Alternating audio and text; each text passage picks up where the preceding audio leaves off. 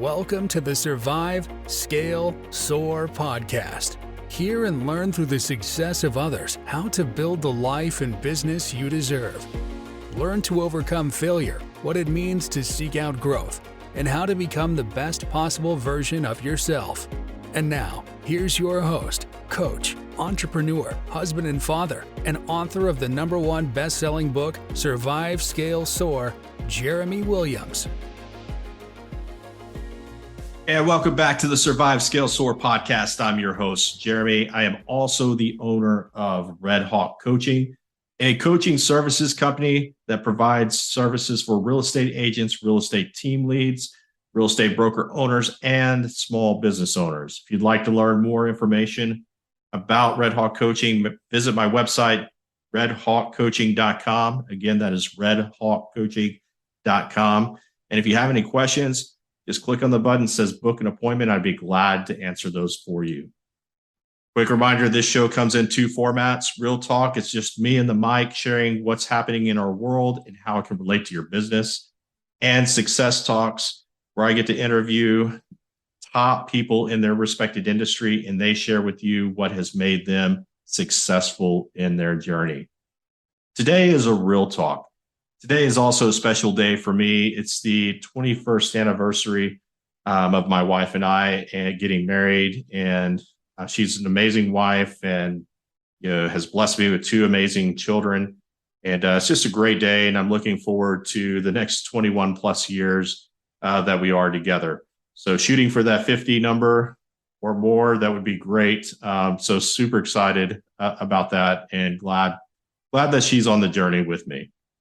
So I'm going to share with you how we met, because I think there's things within that story that can relate to you as a business owner when you're looking at things in hindsight.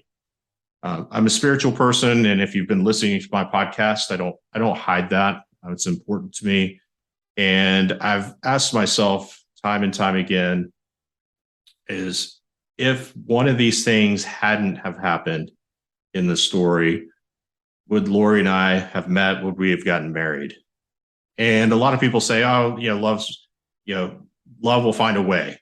I don't know if I necessarily believe that, because I really do believe, looking back and in hindsight, and it's easier to see now in hindsight, is that it was God's divine plan that was being executed. It was being carried out without me even knowing it.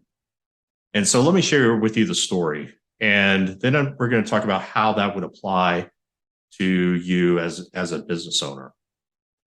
So 1997, I graduated high school in San Marcos, Texas, my hometown, and made the decision to stay in my hometown to save a little bit of money. I really wanted to go to A&M.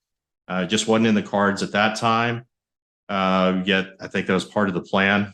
And I eventually got there. So I started at Southwest Texas State University as a freshman, and now it is Texas State University for those that are listening in.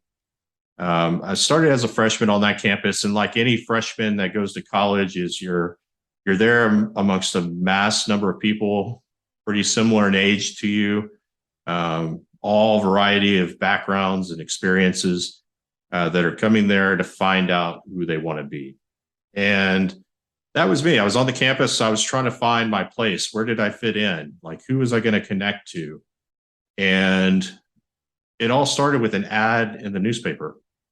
And so let me take it a step back before that. So I was newer to my faith. I'd grown up in a Christian household. I was baptized Methodist, but I truly don't feel like I accepted Christ in my heart until my senior year in high school, when I went with my FCA group to Southwest Texas State University for a crosstalk event, which was a weekly event where Christians came together. They had a worship time, and they had a message that was given each week. And so after that event, led by Scott Crenshaw and the praise and worship team that they had at that time, I made the decision to accept Christ in my life, and completely changed it. So fast forward again, I'm this freshman on campus at Southwest Texas State University, trying to find myself, and I see this ad in the paper, and I'm not going to get this right. It's been too long. I can't remember, but it was something like, if you have an interest in a brotherhood of godly men, reach out to Travis Young. And so I did. I reached out through this ad and met with Travis, and we had a great conversation. He was talking about this organization that originated on the campus of the University of Texas called Bucks, or some know it as Brothers Under Christ. It was a Christian fraternity. And Travis was working to put a group of men together to see if it would be viable to start a chapter at the college there. And so there was a party that was shortly after. There's probably about 50 men or so that gathered. We had great worship. We had a great speaker. I think Travis might have even spoke, and talked about the opportunity, the organization, what it might look like, the meetings we'd have, things like that. And it was basically kind of a call, almost like an altar call to like, who's going to step forward to be a part of this? Out of those 50, it was only like 7 men that made the decision to step forward. I was one of them. I'm honored to be one of the founding fathers of Bucks at Texas State University now, and we just got through celebrating 25 years a year ago. So I think we're 26 years now as an organization on that campus, impacting the men of the campus. And so I had this opportunity to be a part of that. And the next step of the story would be that, we're coming up to, I think the first semester was about to end, or maybe just after. And when I was thinking about, well, where was I going to work for college? And I'd worked at the movie theater before, but I was ready to do something different, ready to do something that could potentially be a resume builder, that sort of thing. And so Travis knew this, and he said, hey, why don't you come work at Camp Kennecott? And they're in Missouri, as part of Joe White Ministries. And actually went and met with Joe White in Austin at an interview session where I got to meet with him and talk to him and be interviewed, do the application process. And at the end of it, Joe was like, yeah, great interview. Just want to let you know, it's a process. It takes time. We have a lot of people we're interviewing. We'll get back to you. So, I went through that process, and I felt like there's a pretty good chance that I'd be heading to Missouri for the summer. And in the interim, our president, Brian Stone, said, hey, why don't you come work with me at Camp Balcony Springs? I worked there last year. It's right here in Central Texas in Marble Falls. And you got to apply there and see what happens. So I went through that interview and application process. And again, they were like, we're going through a lot of interviews. We'll let you know sometime soon. So time went by, and I get a call from Camp Balcony Springs. They said, congratulations. We've gone through the application process. We think you are a great candidate to be at our camp this summer. And we just need to know if that's your decision. And so after thinking about it, I let them know, yes, I'd love to be there. Still hadn't heard from Kennecott. And it was a day later, Kennecott called me and said, hey, great interview. We've reviewed all the applications. We'd love for you to come work at Camp 9, which I think was like the caving camp, because I was really into rappelling and caving at the time. And so, it was something that excited me. And it was one of the first times in my life I had to make sure that my yes was my yes and my no was my no. And so I had to decline because I'd already said yes to Camp Balcony Springs. And looking back at it in hindsight, these little things were lining up the opportunity to meet my future wife. So I go to camp that summer, and that's where I do meet Laurie. We hang out during the summer. We have a good time. During the nights the counselors had off, we'd go in groups to watch movies in Austin or go out to eat, just do fun stuff and hang out. And I got to grow closer to her, and I really liked her at the time. And we decided to start dating, and camp ended, and we continued to date long distance. Going into that next semester, I was still at Southwest Texas State University, and we have an annual event. It was Bucks date night party, and for us, we were hosting at this really nice place in Austin. Was all geared up for it. And at the time, we're dating. Laurie was living in College Station, going to A&M. I was living in San Marcos, going to Southwest Texas. And I remember that morning, I got into one of the classroom areas, and I was passing, happened to be my little brother in Bucks. He's actually much older, not much older. I don't want Pat to hear this and think much older, but he was older than me at the time. We called him Gramps. He was my little bro for Bucks. I had just gotten a call from Laurie that her car had broken down and that she wasn't going to be able to attend the date night. So here I am. I'm a founding father. Everybody that's coming to this event has a date, and I'm going dateless. And so sharing this with Pat, and Pat was like, "Man, I am so sorry to hear this." Well, Pat was also a counselor at that camp. Pat also knew Laurie. So while I'm in class, going through classes that day, Pat had called Laurie and said, "Hey, I'm coming to pick you up, and I'm going to take you to Austin so you can be at the day party with Jeremy." So lo and behold, I get to the party, kind of down at the time, and in walks Laurie and Pat with a big smile. Of course, he'd saved the day, but it was a big surprise, and for Pat to do that, and I'll never forget that. That was one of those things where somebody goes completely out of their way to do something very special in your life. So that happened. Wasn't much longer after that. I'd made the decision to go to A&M. I moved in with initially with some guys from camp, and I was there for the summer. And then I had to find another location because they were all going different directions. And so I'd gotten involved with Breakaway Ministries at the time, led by Greg Mott. He's now the senior pastor at Houston First Baptist. And I met a guy named Cleet Sile there. And I was like, "Cleet, do you happen to know anybody that needs a roommate next semester? I'm kind of in a jam here." He said, "Come live with us." And so I did. I moved in. There was 4 of us in a 2-bedroom apartment.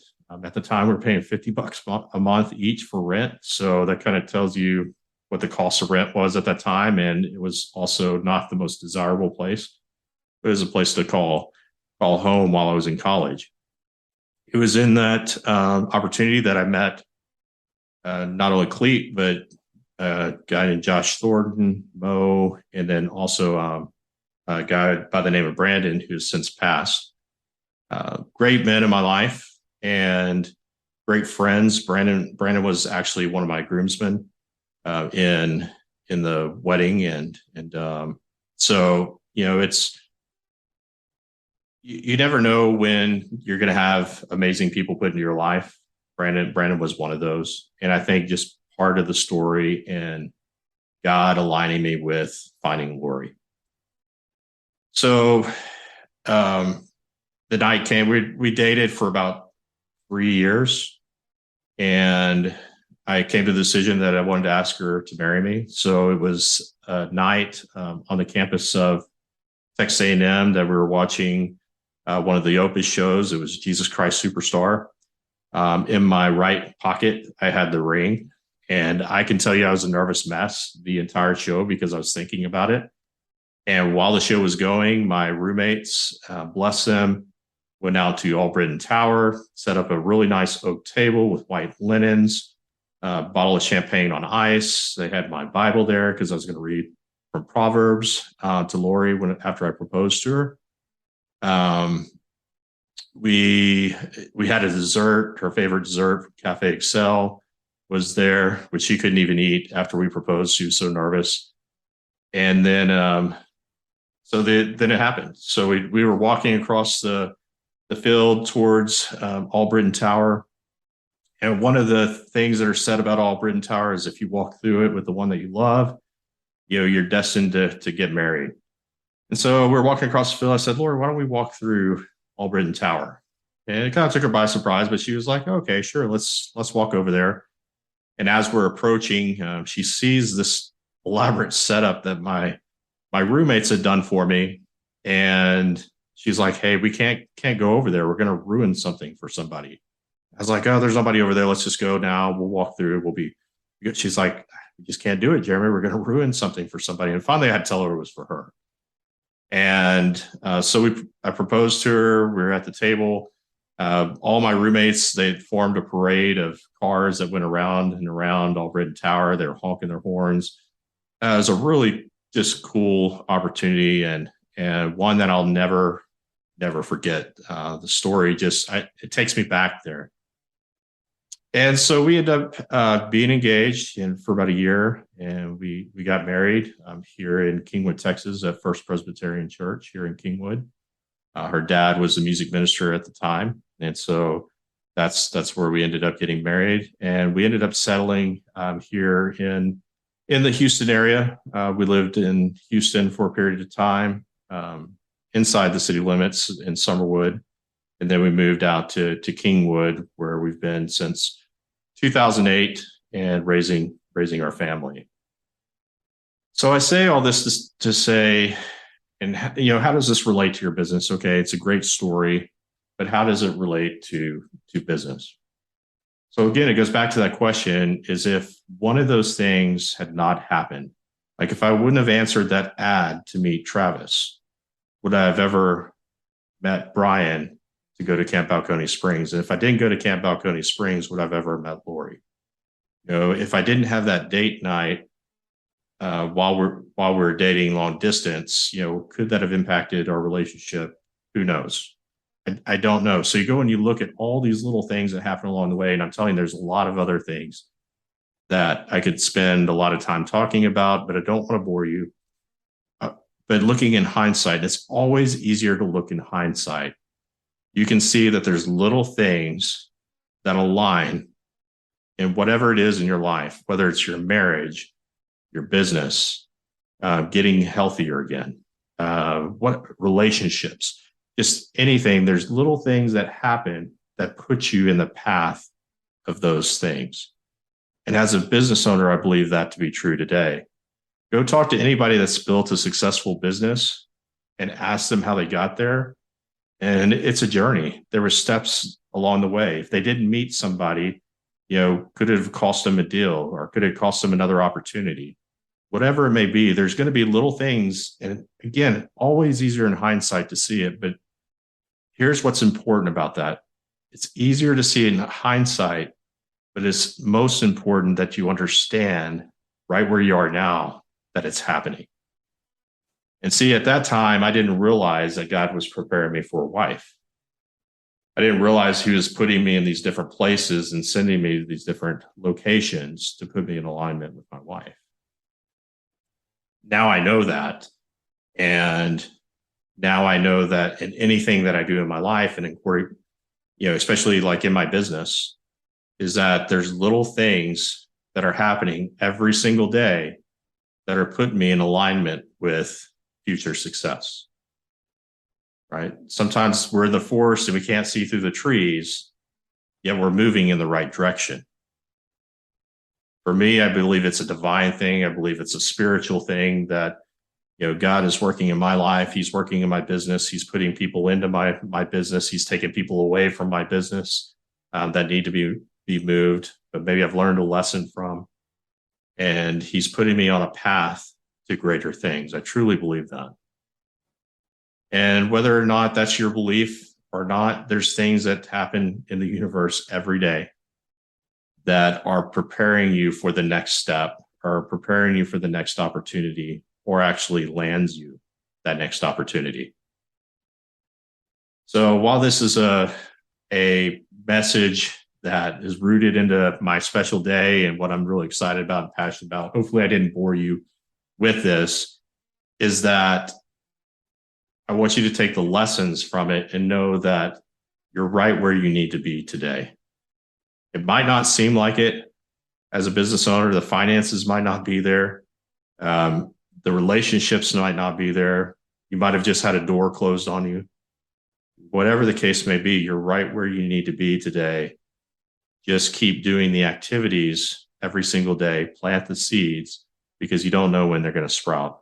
And when they do, it's an immense blessing. So I hope that you found this encouraging. Hopefully it wasn't too sappy, but I do get really excited about talking about how we met. I would love to hear if Post a comment in my podcast and let me know how you met. I love those type of stories.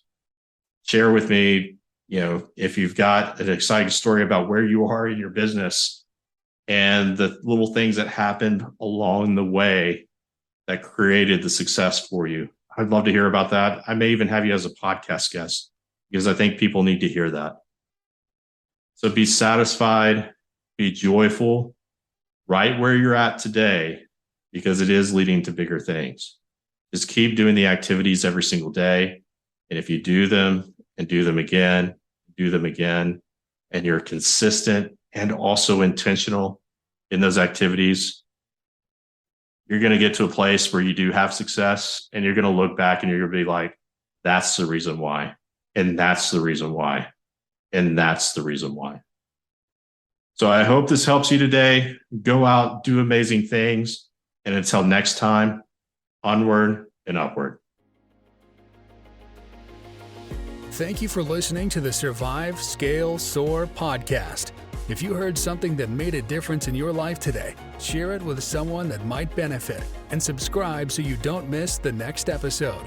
Learn more about the host of this podcast and coaching services offered by Red Hawk Coaching by visiting www.redhawkcoaching.com.